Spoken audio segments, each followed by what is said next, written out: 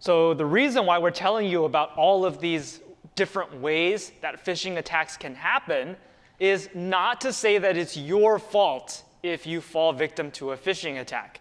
So when we think about phishing attacks and how to stop them, one thing that we shouldn't think is to say, well, this user is so stupid. They fell for this phishing attack, and I would not have fallen for it. So maybe that makes you feel good, but that's not a good way to robustly stop this attack. We've already seen that there's all these sneaky ways that attackers can make websites look malicious or look legitimate, even though they're malicious. So when we're thinking about phishing attacks, we have to keep in mind that we're building the internet for users, and not all of them are going to be security experts. Even the ones that are security experts will sometimes fall for these attacks. And so we have to think in terms of human factors. We have to build the internet for humans that aren't necessarily looking for phishing attacks all the time.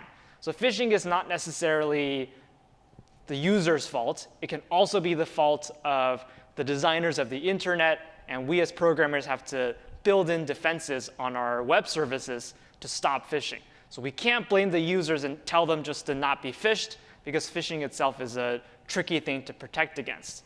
And something else that makes phishing difficult is that as a user, I don't know about you, but when I'm browsing the internet, I don't go to my address box and check it for every single website that I visit. That's not how I use the internet. It's probably not how you use the internet. So users, when they're browsing the internet, they don't expect everything to be an attack. They're not always that paranoid. So once again, if a user does get tricked, it's not quite right to say it's their fault. It's something that we should work together to fix instead of leaving users on their own to defend against it.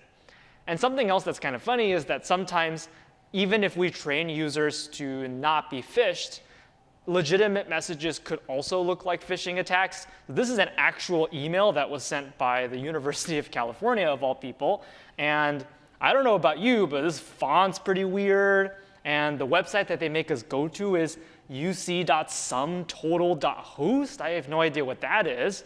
And they're telling me I have to go here to get my phishing compliance certificate. And when I look at this, my first thought is, this is pretty suspicious. I have no idea what this link is. And this font, it looks like spam. And I don't even know what the sumtotalsystems.com email address is. So it turns out we looked into it. This is an actual email that we were supposed to click on to stop phishing. And yet it almost looks like a phishing email. So it looks like they're training us to be phished, even though this is supposed to be a defense course. So all of that is to say, telling the difference between phishing and non-phishing can be difficult. And it's our job to not just let the users get tricked and blame them, but to try and work with them and build systems that are robust against phishing attacks. And preferably don't send emails that look like this if your goal is to train them against phishing.